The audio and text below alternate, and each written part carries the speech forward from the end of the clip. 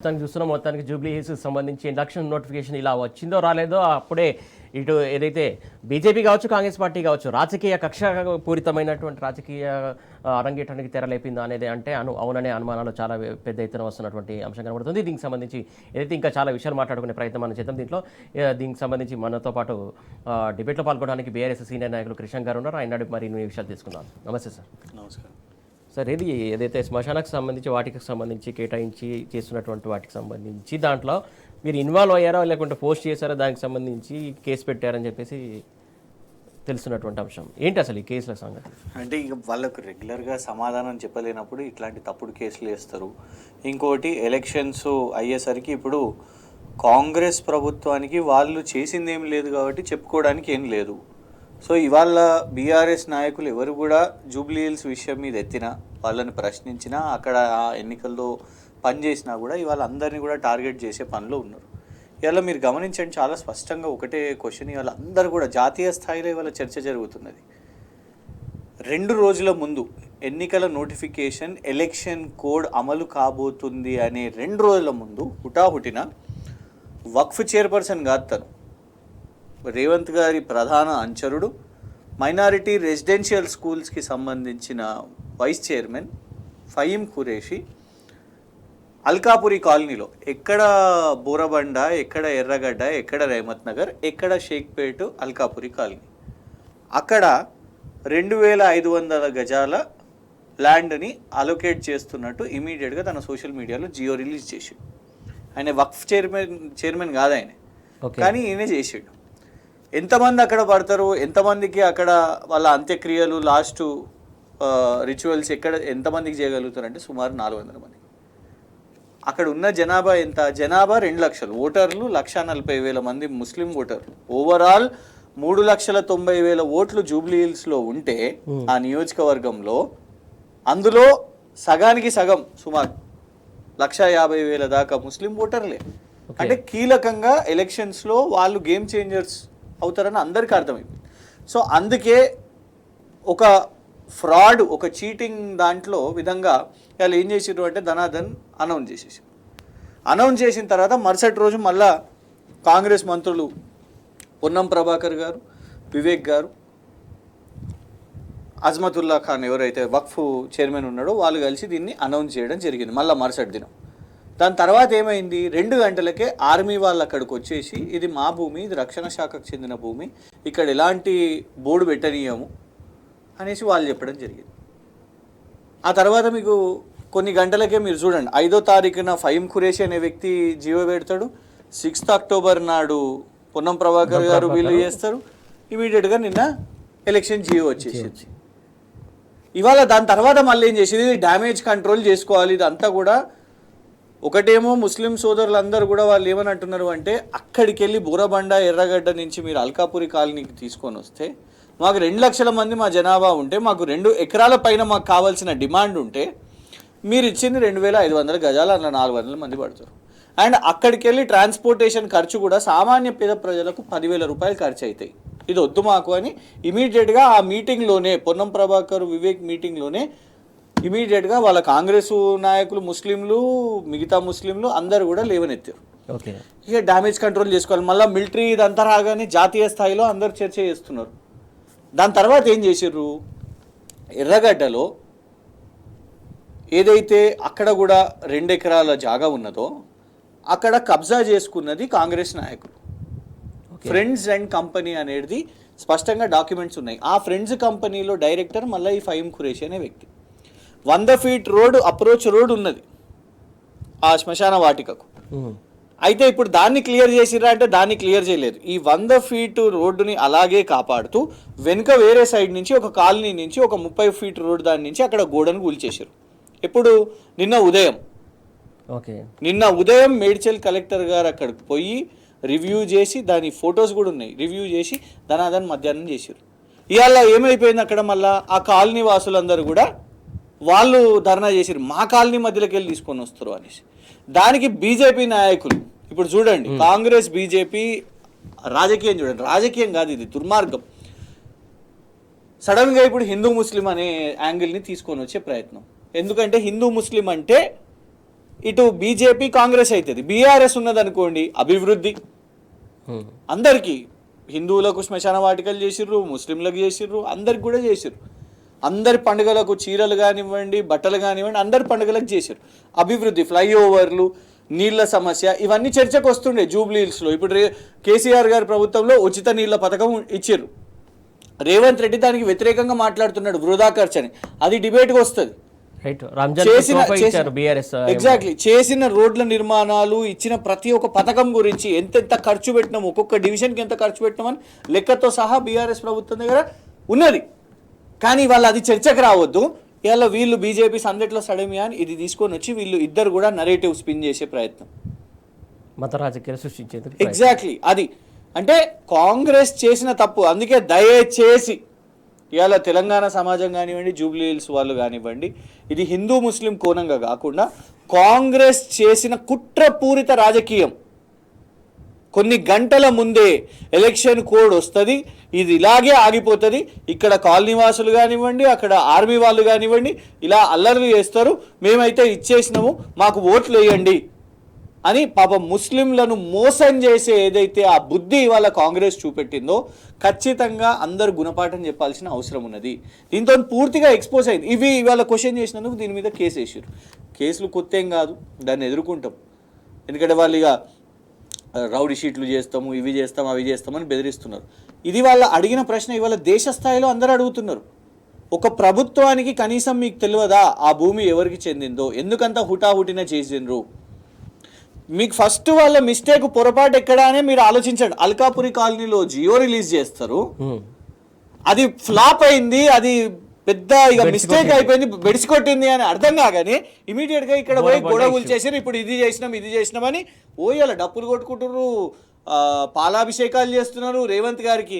కానీ దీన్ని అలాట్మెంట్ యొక్క డాక్యుమెంట్ రిలీజ్ చేసిర్రా? చేయలేదు. ఇలా అక్కడ గొడవలు అవుతున్నాయి, వ్యతిరేకత మొదలైంది. జనావాసాల్లో శ్మశాన వాటిక. దీనికి కారణం ఎవరు? ఆ 140,000 ముస్లింలా? కానే కాదు. ఆ కాలనీ వాసుల తప్పుందా? కానే కాదు. రక్షణ శాఖ డిఫెన్స్ వాళ్ళు వచ్చిండ్రు, ఇది మా భూమి అని వాళ్ళు అంటున్నారు, వాళ్ళ తప్పేమనుందా? కానే కాదు. ఎవరి తప్పు ఉంది? దుందుడుకుగా ఎలక్షన్ కోడ్ ముందే 48 గంటల ముందే ఏదైతే ముస్లింలను మోసం చేసి సింపుల్గా ఎంత అవమానపరచడం ఇది అంటే, వాళ్ళదేముందిలే, వాళ్ళు తెలుసుకుంటారా, ఇది మా రాజకీయ నీతి, ఇది మేము ఈ చదరంగం ఆడుతున్నాం, మేము ఇది గేమ్ ఆడుతున్నాం అని ఏదైతే ఆలోచనతోని హంగామా చేసిర్రో ముమ్మాటికి ఇది ఒక నేరం. కాంగ్రెస్ చేసింది నేరం. ఆ కాలనీవాసులకైనా మీరు క్షమాపణ చెప్పాలి.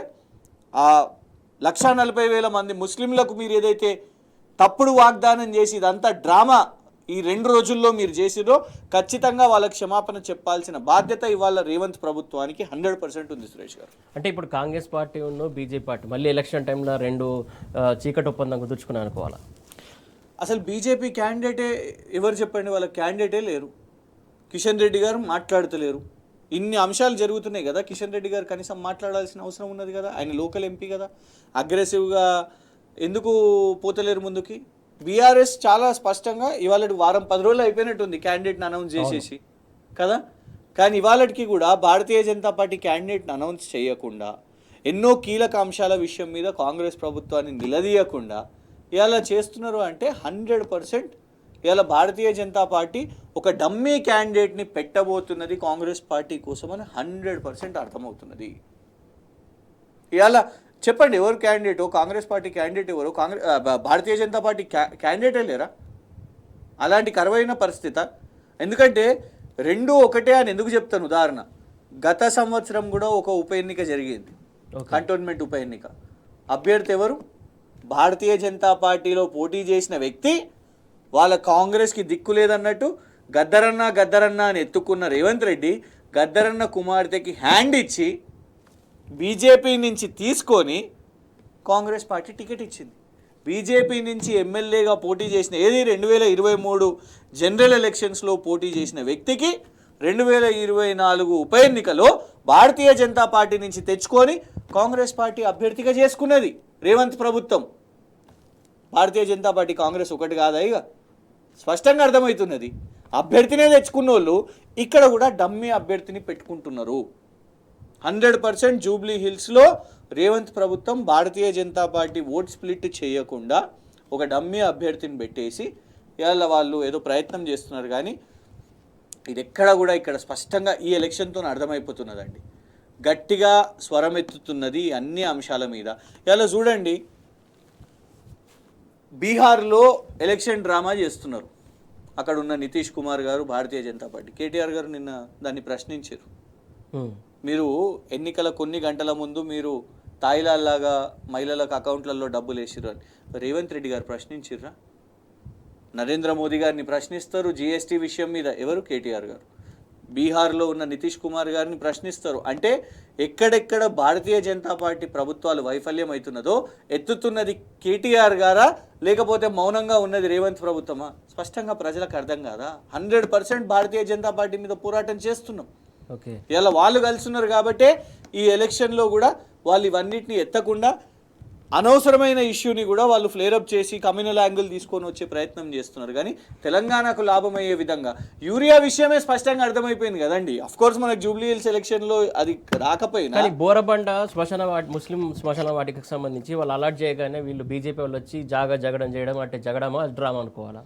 ఇలా చూడండి, ఫస్ట్ డిఫెన్స్ ల్యాండ్ అన్నప్పుడు కేంద్రం కదా, మరి కేంద్రంలో ఉన్న ఎంపీలు ఎందుకో మాట్లాడతలేరు, కేంద్రంలో ఉన్న కేంద్ర మంత్రులు ఎందుకో మాట్లాడతలేరు. సహాయ శాఖ మంత్రి గారు ఇవాళ బండి సంజయ్ గారు చెప్పాలి ఏది కరెక్ట్.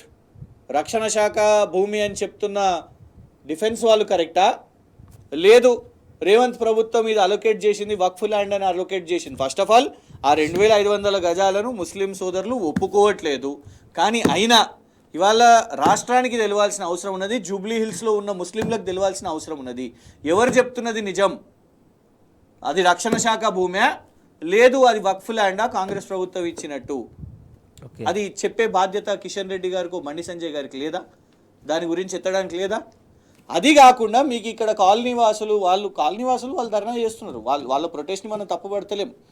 కానీ దాంట్లో భారతీయ జనతా పార్టీ వాళ్ళు దూరి ఇలా వాళ్ళకు అనుకూలంగా ఉన్న, భారతీయ జనతా పార్టీకి అనుకూలంగా ఉన్న ఛానల్స్ హిందూ వర్సెస్ ముస్లిమ్స్ అని దీన్ని క్రియేట్ చేసేసారు ఆల్రెడీ. సో చూడండి, వాళ్ళ భారతీయ జనతా పార్టీ ఎక్కడైతే మాట్లాడాలనో అక్కడ మాట్లాడదు, ఎక్కడైతే కాంగ్రెస్ని నిలదీయాలనో అక్కడ కాంగ్రెస్ని నిలదీయదు. కానీ ఎక్కడైతే కాంగ్రెస్కి లాభం కావాలనో అక్కడ సపోర్ట్ చేసే విధంగా ఇవాళ భారతీయ జనతా పార్టీ చేస్తున్నది. నిజంగా రెస్పాన్సిబిలిటీ ఉండుంటే ఇవాళ రక్షణ శాఖ ఆర్మీ వాళ్ళు ఎత్తిన దాన్ని క్లారిఫికేషన్ ఇవాళ కేంద్రం ఇప్పించగలుగుతుంది, ఎంపీస్ ఇప్పించగలుగుతారు. ఇది ఎవరి భూమి అనే స్పష్టత తెలిస్తే అక్కడ ఎవరు నిజాయితీగా ఉన్నారు, కాంగ్రెస్ చేసింది అసలు హానెస్ట్గా చేసిర్రా, అందులో నిజం ఉందా, నిజాయితీ ఉందా, లేదు బూటకంగా కేవలం ఎలక్షన్ కోడ్ రాకముందు ఈ డ్రామా చేయడానికే చేసిర్రా అనేది చాలా స్పష్టంగా ఆ డాక్యుమెంట్స్ బయట పెడితే తెలిసిపోతుందండి. రైట్. ఇంకా కృష్ణ గారు, ప్రధానంగా జూబ్లీ హిల్స్ ఉప ఎన్నికకు సంబంధించి కావచ్చు, లేకుంటే ఇంతకుముందు బీఆర్ఎస్ ప్రభుత్వం 10 ఏళ్ల పాలనలో అక్కడ జరిగినటువంటి అభివృద్ధికి సంబంధించి ఏం చెప్తారు? అక్కడ ఒకటి నంబర్ 1 వాటర్ ట్యాంక్ నుంచి మొదలు పెట్టుకుంటే, రేమత్ నగర్లో వాటర్ ట్యాంక్ నుంచి మొదలు పెట్టుకుంటే రోడ్స్ కానివ్వండి, పథకాలు కానివ్వండి, కనెక్టింగ్ రోడ్స్, లింక్ రోడ్స్ కానివ్వండి, ఇవన్నీ విషయాల మీద చాలా స్పష్టంగా కూడా ఇవాళ డేటా ఉన్నది. కానీ ఓవరాల్గా మీకు జూబ్లీ హిల్స్ ఒకటి వదిలేద్దాం, అంటే వదలాలని కాదు, కాంగ్రెస్ పార్టీకి ఒక బంపర్ ఆఫర్ ఇద్దాం. జూబ్లీ హిల్స్ ఎందుకు, మొత్తం హైదరాబాద్లో అసలు కాంగ్రెస్ పార్టీ ప్రభుత్వంలోకి వచ్చినాక ఏం చేసింది? రైట్, అది వాస్తవం, అది మాట్లాడదాం, తర్వాత మాట్లాడదామని వెయిట్ చేస్తున్నా. బట్ జూబ్లీ హిల్స్ మీద స్పెషల్గా ఫోకస్ చేద్దామని. అంటే హైదరాబాద్ మొత్తంలో చేయలేదు కాబట్టి జూబ్లీ హిల్స్లో కూడా చేయలేదని చెప్తున్నాను నేను. అంటే మరి ఇప్పుడు ఏ రకంగా ఓట్లు అడగడానికి వస్తారు? వాళ్ళు ఓట్లు అడగడానికి లేదు కాబట్టి ఇవన్నీ ఇష్యూస్ని చేద్దామనే ప్రయత్నం చేశారు. ఇవాళ వరకు వాళ్ళ దగ్గర ముందున్న అజెండా ఏంటిది? ఈ 2 సంవత్సరాలు ఇది లాంగ్ టైం కదండి. ఈ 2 సంవత్సరాల్లో ఒక రోడ్డు వేసిర్రా, ఒక ఇల్లు నిర్మాణం ఏమైనా చేసిర్రా? సెంటర్ ఫర్ దళిత్ స్టడీస్ అని ఉంటుంది, ఎందుకంటే దళిత్ ఓట్స్ కూడా చాలా ఉంటాయి అందులో, దళితులు కూడా చాలా మంది ఉంటారు అక్కడ. రేమత్ నగర్లో దళితులు విద్యావంతులు అవ్వాలి, బ్రహ్మాండంగా చదువుకోవాలనేసి అక్కడ ఒక ఐ థింక్ 4-5 అంతస్తుల పెద్ద విశాలమైన ఒక భవనం కేసీఆర్ గారి ప్రభుత్వం అక్కడ నిర్మాణం చేయించింది, సెంటర్ ఫర్ దళిత్ స్టడీస్ అనేసి. ఓకే, అలాంటిది ఏమన్నా వీళ్ళు చేసిర్రా? సో ఇవాళ ప్రతి ఒక్క సామాజిక వర్గానికి అక్కడ నిర్మాణాలు జరిగినాయి, అవన్నీ కూడా ఇవాళ కనబడుతున్నాయి. సో అందుకే ఇవాళ వాళ్ళు ఏం చేస్తున్నారు అంటే నెగిటివ్ ప్రొపగాండా. ఇవాళ చూడండి, అసలు ఓటర్ ఐడి కార్డ్స్ అండి, అంటే వాళ్ళు ఎంత అధికారాన్ని దుర్వినియోగం చేస్తున్నారంటే, అధికారాన్ని వినియోగం చేసుకొని మీరు మంచి పనులు చేయండి ఒప్పుకుంటాం, కానీ దుర్వినియోగం చేస్తూ ఓటర్ ఐడి కార్డులను కూడా డిస్ట్రిబ్యూషన్ చేస్తున్నారు. 2020 ప్రకారం 2020లో ఎన్నికల కమిషన్ ఆఫ్ ఇండియా ఒక సర్క్యులర్ దేశవ్యాప్తంగా రిలీజ్ చేసింది. ఎలాంటి రీప్రింటింగ్ చేసినా, ఎలాంటి ప్రింటింగ్ చేసి డిస్ట్రిబ్యూట్ చేసినా, ఎవరైనా ఓటీపీలు తీసుకున్నా ఇవన్నీ కూడా చట్టరీత్యా నేరం. ఓకే. సో ఇవాళ ఓటర్ డిస్ట్రిబ్యూషన్ కార్యక్రమం అని పెట్టుకొని కాంగ్రెస్ పార్టీ నాయకులు వాళ్ళు వాళ్ళ ఓటర్ ఐడి కార్డు ఎట్లా దొరుకుతాయండి, ఓటీపీలు ఎట్లా తీసుకుంటారు, పర్సనల్ డీటెయిల్స్ ఎట్లా తీసుకుంటారు, ఓటీపీస్ ఎట్లా వస్తాయి చెప్పండి. ఎందుకంటే పలానా ఫోన్ నంబర్ ఉండి ఈ నంబర్ చెప్పి, లేకపోతే ఈపీఐసి నంబర్ చెప్పి అవి ఓటీపీ కొడితే అన్ని పర్సనల్ డీటెయిల్స్ మ్యాచ్ అయ్యి అప్పుడు ఓటీపీ వస్తేనే ఆ ఓటర్ ఐడి కార్డు డౌన్లోడ్ చేయొచ్చు. ఇవాళ ఇంకా డిఫెండ్ చేసుకునే ప్రయత్నం చేస్తున్నది కాంగ్రెస్ పార్టీ, కానీ అది బయటికి వచ్చిన తర్వాత ఎన్నికల అధికారులే కదా ఇవాళ కేసులు నమోదు చేసిరు. ఇదొక మచ్చుకు ఈ రెండు అంశాలు చూడండి. అధికార దుర్వినియోగం, ఈ ఎలక్షన్లో అధికార దుర్వినియోగం, అబద్ధాలు చెప్పి మోసాలు చెప్పి వాళ్ళ ఓటర్ ఐడీలను, నువ్వు దేశమంతా రాహుల్ గాంధీ ఓట్ చోరీ అని మాట్లాడుతున్నావు, మరి నీ కాంగ్రెస్ పాలించే రాష్ట్రంలోనే ఓటర్ ఐడి కార్డులు చోరీ చేస్తే అది నేరం కాదా? ఇవాళ రాహుల్ గాంధీ గారు సమాధానం చెప్పొద్దా?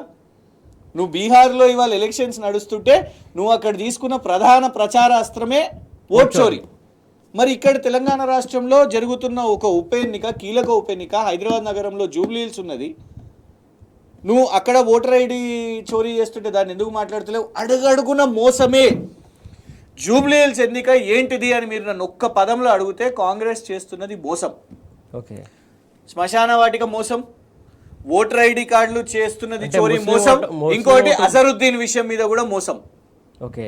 ఎందుకు అని అంటే శ్రవణ్ దాసోజు గారికి ఎమ్మెల్సీని టీఆర్ఎస్ ప్రభుత్వం ఇచ్చిందండి. శ్రవణ్ దాసోజు గారు ఒక అకాడమిషియన్, ఒక ఎంతో అంటే ఇంటలెక్చువల్గా ఉద్యమకారునిగా సమాజం చూసింది, తెలంగాణ రాష్ట్రం వారిని చూసింది. కానీ ఏమైంది, తమిళ్ సాయి గారు అప్పటి గవర్నర్ గారు, బీజేపీ గవర్నర్ గారు, ఎందుకంటే బీజేపీ అని అనొచ్చు ఎందుకంటే ఆమె మళ్ళీ యాక్టివ్ పాలిటిక్స్లోకి వెళ్ళిపోయింది, వారు కుట్రపూరితంగా ఆనాడు ఎన్నో బిల్లులను ఆపుతూ శ్రవణ్ దాసోజు గారి ఎమ్మెల్సీని కూడా ఆపడం జరిగింది. శ్రవణ్ దాసోజు గారు గౌరవ సుప్రీంకోర్టుని అక్కడ పోయి ఆశ్రయించారు, కేసు నమోదు చేశారు. కేసు వేసిన తర్వాత సరే ప్రభుత్వం మారిపోయింది, కాంగ్రెస్ ప్రభుత్వం ఏం చేసింది, ఆమిర్ అలీ ఖాన్ గారికి, కోదండరామ్ గారికి, ప్రొఫెసర్ కోదండరామ్ గారికి, వీరికి ఇద్దరికి ఎమ్మెల్సీని ఇచ్చింది. కానీ ఆ తర్వాత సుప్రీంకోర్టు ఏం చేసింది, దాన్ని రద్దు చేస్తూ అసలు ఈ అపాయింట్మెంట్ క్యాన్సిల్ చేయాలి అని చెప్పారు. దాని తర్వాత కాంగ్రెస్ పార్టీ ఏం చేసింది, ఇప్పుడు జూబ్లీ హిల్స్ ఎన్నిక ఉన్నది కాబట్టి అజరుద్దీన్ని అక్కడికి వెళ్ళి తప్పించాలి, అజరుద్దీన్ గారిని అక్కడికి వెళ్ళి తప్పించడానికి ఒక లాలీపాప్ చూపెడుతూ ఏం చేసిర్రు అని అంటే కాంగ్రెస్ పార్టీ తరఫు నుంచి ఎమ్మెల్సీగా ఇప్పుడు ఆ గవర్నర్ కోటాలో వారి పేరుని ప్రకటించారు. అది ఎందుకు చెల్లుతుంది, ఆల్రెడీ సుప్రీంకోర్టులో కేసు ఉన్నది. ఇంకోటి ఏఐసిసి ఆర్డర్ కాపీ వాళ్ళ ప్రధాన కార్యదర్శి కేసీ వేణుగోపాల్, ఆర్గనైజేషనల్ ఇన్ఛార్జ్, ఆయన సంతకం పెడుతూ కోదండరామ్ గారి పేరు, అజరుద్దీన్ గారి పేరుని ప్రకటిస్తూ రిలీజ్ చేశారు. సేమ్ థింగ్ ఏ విధంగా అయితే తమిళ్ సాయి గారు శ్రవణ్ దాసోజు గారి విషయం మీద అడ్డుపడ్డారో పొలిటీషియన్ అని, అజరుద్దీన్ గారి అనౌన్స్మెంట్ని AICC all India Congress committee అధికారికంగా అనౌన్స్ చేసిందండి.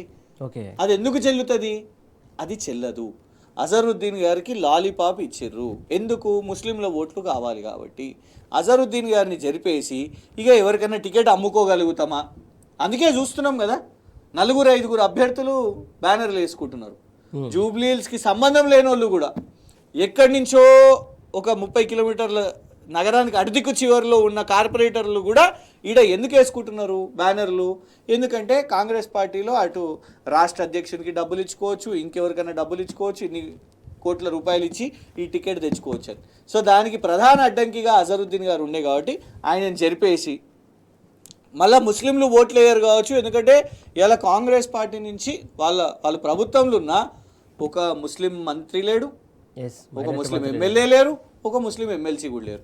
అందుకే ఇదొకటి మేము ఓట్లు అడగలేము అని చెప్పేసి అదొకటి చేసేసి అది చేసిన తర్వాత అది అయితలేదు అని కూడా అర్థమైపోతున్నది వాళ్ళందరికీ. సో నేను చెప్పినట్టు శ్మశాన వాటిక అనేది ఒక పచ్చి మోసం, ఓటర్ల ఐడి కార్డులు చోరీ చేస్తున్నారు అదొక పెద్ద చీటింగ్ కేసు, మళ్ళీ ఇప్పుడు అజరుద్దీన్ విషయం మీద కూడా ఒక ఫ్రాడ్. సో అల్టిమేట్గా జూబ్లీ హిల్స్ ఉప ఎన్నిక కాంగ్రెస్ మొత్తం కూడా మోసపూరితంగానే ఇదంతా చేస్తుంది. దాదాపు మైనార్టీల ఓటర్లు దాదాపు 1,30,000 చిలుకు ఓటర్లు ఉన్నారు. వాళ్ళని మభ్య పెట్టడానికైనా ఇవన్నీ డ్రామాలు డౌటే లేదు కదా. ఇవాళ మొత్తం ఇదే చర్చగా తీసుకొని వచ్చిండ్రు. అండ్ ఇంకోటి, కనీసం వాళ్ళు చేస్తున్నది తప్పు అని కూడా గ్రహించకుండా మాతో తప్పు జరిగింది, ఆ 2,500 తప్పు జరిగింది, దాన్ని మళ్ళా కవరప్ చేసుకోనికి పోయి ఇంకా గోడ కూల్చేసి అక్కడ కూడా డ్రామా చేస్తూ అక్కడ కాలనీవాసుల మధ్యలో చిచ్చుపెట్టి ఇదంతా కూడా చేస్తున్నారు అని అంటేనే ఇవాళ ముస్లిం సోదర సోదరిమణులను మభ్యపెట్టి ఓట్లు దన్నుకోవాలనే ఒక కుట్రపూరిత రాజకీయాలను ఇవాళ కాంగ్రెస్ పార్టీ తెరదీసింది. ఇది తెలంగాణ సమాజానికి కూడా మంచిది కాదు. అల్టిమేట్గా ఒక ఎలక్షన్ డెవలప్మెంట్ యాంగిల్తో జరగాలి. మేమేం చేసినాం, బీఆర్ఎస్ ఏం చేసింది, కాంగ్రెస్ ఏం చేసింది అనేది ఈ చర్చ జరగాలి. కిషన్ రెడ్డి గారు ఎంపీగా ఉండి వారేం చేసిర్రు అనేది ఇవన్నీ చర్చకు రావాలి. ఇంకొకటి సార్, ముఖ్యంగా కాంగ్రెస్ పార్టీ ఏదైతే అధికారంలోకి వచ్చే ముందు చాలా హామీలు ఇచ్చింది, హామీల్లో భాగంగా ముస్లింలకు కూడా అనేక హామీలు ఇచ్చింది. ఏదైతే వాళ్ళకి బడ్జెట్లో 4,000 కోట్లు పెడతామన్నది, ఇంకా రకరకాల చాలా హామీలు పెట్టింది. ఏ ఒక్క హామీనన్నా కాంగ్రెస్ ప్రభుత్వం వారికి నెరవేర్చిందా? ఏమాత్రం కాదండి. 4,000 కోట్లది అది కాలేదు. ఉన్నాయి, జరుగుతున్నాయి కూడా. కేసీఆర్ గారి సమయంలో జరిగిన ఏదైతే ఉన్నాయో మోజంలకు, మసీద్లలో ఇమాం మోజంలకు వచ్చేది ఆ వేతనాలను ఆపేసిర్రు. వాళ్ళకు షాదీ ముబారక్ ఆగిపోయింది, రంజాన్ తోఫాలు ఆగిపోయినాయి. అదొకటే కాదు, దసరాకు మన బతుకమ్మ చీరలు కూడా ఆగిపోయిన పరిస్థితి. మహిళలకు రాష్ట్ర వ్యాప్తంగా అయిపోతుండే. ఒట్టి ముస్లిం సామాజిక వర్గానికని కాదు, ఎవరికి చేసింది ఏమి లేదు. ఇటు హిందువులకు చేయలేదు, ముస్లింలకు చేయలేదు, ఎవరికి చేయలేదు. సో వాళ్ళు చెప్పుకోవడానికి మేము ఇది చేసినామో అని అడగడానికి ఓట్లు ఏం లేవు వాళ్ళ దగ్గర. ఇలా ఆ ఒట్టి నెగిటివ్ అజెండా, నెగిటివ్ ప్రొపగెండాతోనే పోయే ప్రయత్నం చేస్తున్నారు. కానీ ఏ మాత్రం కూడా పాజిటివ్ యాంగిల్ అనేది కాంగ్రెస్ ప్రభుత్వం దగ్గర మేము ఇది చేసినాం, మేము ఇది ఏం చెప్పి చేస్తారు చెప్పండి.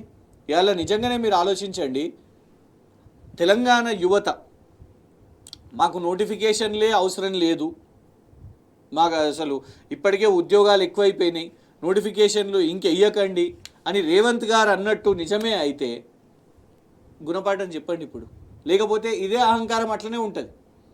ఇవాళ ఎవరైతే యువత అందరూ కూడా యాద్ చేసుకోవాలి, వాళ్ళు రేవంత్ గారు ఏ విధంగా విరుచుకుపడ్డారు, లాఠీ చార్జ్ ఎట్లయింది అశోక్ నగర్ యువత మీద, ఎట్లా జాబ్ నోటిఫికేషన్లు అవసరం లేదని అహంకారంగా మాట్లాడిర్రు, ఎట్లా అవకతవకలు జరిగినా కూడా వాళ్ళను రుద్దుతూ ఇవాళ వాళ్ళ మీద కుట్రలు చేస్తున్నారో వాటన్నిటికీ బుద్ధి చెప్పాలంటే ఇదే సందర్భం.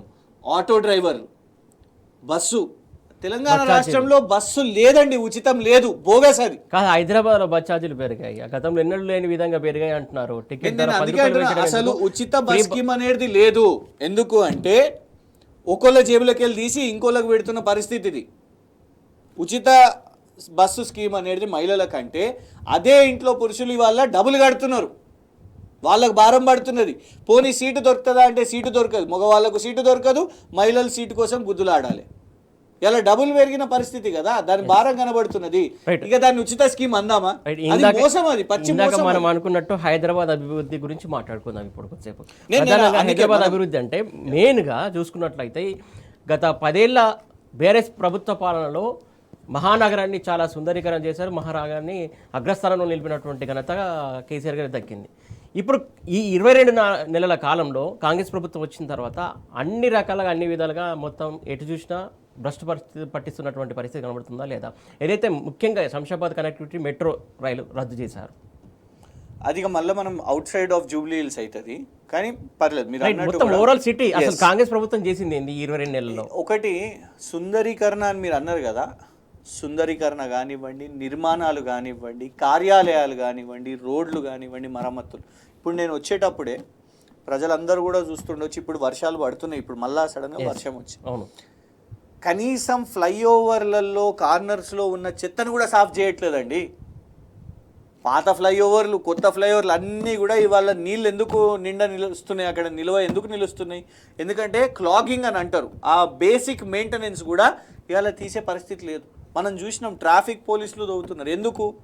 నువ్వు తెచ్చిన గతంలో డిఆర్ఎఫ్, డిజాస్టర్ రెస్పాన్స్ ఫోర్స్ అనేది కేసీఆర్ గారి ప్రభుత్వంలో కేటీఆర్ గారు చొరవ తీసుకొని ప్రత్యేక వాహనాలు పెట్టి ప్రత్యేక సిబ్బంది పెట్టి వాళ్ళను నగరంలో ఎక్కడ కూడా ఎలాంటి విపత్తు జరిగినా, అది వర్షమైనా ఎలాంటి ప్రమాదం జరిగినా కూడా వాళ్ళు అక్కడ ఉండేవాళ్ళు.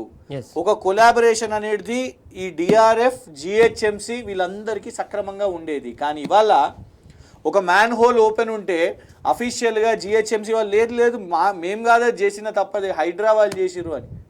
ఎందుకు హైడ్రా అనేది ఇవాళ వాళ్ళ ఫోకస్ అంతా కూడా ఎక్కడ పేదల ఇల్లు కూల్చుదామా, ఎక్కడ వాళ్ళను నిరుపేదలను ఇల్లు లేకుండా చేద్దామా, పెద్దవాళ్ళను వదిలేద్దామా, లేదు ఎక్కడన్నా బ్లాక్మెయిలింగ్ చేద్దామా, ఇలాంటి విధంగా ఇవాళ సుందరీకరణ కాదు. ఎక్కడికక్కడ పండుగ వస్తే చాలు కూల్చివేతలు, శని ఆదివారాలు వస్తే చాలు కూల్చివేతలు. ఇవాళ డెఫినెట్గా హైదరాబాద్ నగరానికి ఒక థ్రెట్గా ఇవాళ రేవంత్ ప్రభుత్వం ఎంతసేపు కూల్చివేతల ప్రభావం జూబ్లీ హిల్స్ బైపోల్లో ఆ ప్రభావం కనబడుతుందా? 100% అండి. ఎందుకంటే సామాన్యులు పేదలు వీళ్ళందరూ కూడా ఉన్నారు. వాళ్ళు అనేది ఏంటంటే అసలు ఏం లాభం జరుగుతుంది, మేము కష్టపడి ఒకటి వేసుకుంటే మా మీద ఎందుకు పడుతున్నారు అనేది. కుత్బుల్లాపూర్లో అయినప్పుడు, మొన్న రాజేంద్ర నగర్లో అయినప్పుడు, ఇంకో చోట అయినప్పుడు ఇదే హైడ్రా ఏదైతే ఒక ఎమ్మెల్యే అరకెప్పుడు గాంధీ ల్యాండ్కి సంబంధించి వెళ్ళి కూల్చారు చేశారో వచ్చారు, మళ్ళీ ఆయన అక్కడికి పోయి మళ్ళీ కంప్లీట్గా బ్లూ షీట్స్ వేసుకొని కంప్లీట్గా ఆయన చేస్తాడు. ఎవరు వచ్చినా మేము అలాంటి వ్యక్తులు ఎందుకు హైడ్రా క్షమిస్తుంది అనుకోవాలి, లేకుంటే వాళ్ళకి సపోర్ట్ చేస్తుంది అనుకోవాలి. కాంగ్రెస్లో ఉన్నాడు కదా, అందుకే ఆయనకు సపోర్ట్ ఉన్నది. ప్రభుత్వంలో ఉన్నాడు కాబట్టి ఆ సపోర్ట్తోనే ఆయన తీసుకున్నాడు, ఆయన చేసుకున్నాడు ఆ బ్లూ షీట్స్. అందుకే కదా మీరు అక్కడ దాకా ఎందుకు పోతున్నారు. తిరుపతి రెడ్డి గారు, రేవంత్ రెడ్డి గారు సోదరులు, వారికి సమయం ఇచ్చిర్రు, గడువు ఇచ్చిర్రు, నెల రోజులు టైం ఇచ్చిర్రు, పోయి కోర్టులో నోటీస్ వేసుకోండి అని అన్నారు. వాళ్ళు కోర్టులో తెచ్చుకున్నారు, అయింది. సామాన్యులకు మాత్రం అది లేదు. నేను అనేది సామాన్యులు. అందుకే నేను బస్సు గురించి కూడా ఎందుకు మాట్లాడినా అంటే, వీళ్ళు ఏమన్నారు, బస్సుది అని అన్నప్పుడు ఆటో డ్రైవర్లకు నష్టం జరిగితే మేము 12,000 రూపాయలు ఇస్తాం ప్రతి ఏటా అని అన్నారు. 2 సంవత్సరాలు కానీ వస్తుందండి 24,000 రూపాయలు బాకీ కార్డు. ఎగ్జాక్ట్లీ. ఇలా బాకీ ఉన్నారు, అందరికి బాకీ ఉన్నారు, రైతులకు బాకీ ఉన్నారు, యువతకు బాకీ ఉన్నారు, ఉద్యోగ నోటిఫికేషన్లు అని చెప్పారు బాకీ ఉన్నారు, మహిళలకు 2,500 రూపాయలు బాకీ ఉన్నారు, పెళ్లిలైన వాళ్లకు కళ్యాణ లక్ష్మి షాదీ ముబారక్ బాకీ ఉన్నారు, చెప్పిన బంగారం బాకీ ఉన్నారు, ఆటో డ్రైవర్లకు 24,000 రూపాయలు బాకీ ఉన్నారు. ఇప్పుడు చెప్పండి, వాళ్లకు సపోర్ట్ చేసే ఒక్క కమ్యూనిటీ పేరు మీరు చెప్పండి. అపోజ్ చేసే వాళ్ళు, కాంగ్రెస్కి గుణపాఠం చెప్పేవాళ్ళు ఇంతమంది ఉంటే ఏం గొప్ప చేసిందని వాళ్ళకు ఓట్లేసేటోళ్ళు ఉంటారు చెప్పండి. కేవలం హైడ్రా కమిషనర్ ఒక్క ఆయన పోయి ఓటెత్తాడు కావచ్చు, హైడ్రా స్టాఫ్ కూడా అయ్యారు, హైడ్రాలు ఉన్న సిబ్బంది కూడా మాకు అప్పుడున్న ప్రభుత్వంలో జీతాలు బాగా వచ్చినాయి, మమ్మల్ని ఇది ఎస్టాబ్లిష్ చేసిరు అని అన్నారు. కానీ అందుకే రేవంత్ గారికి 2 ఓట్లు పడతాయండి.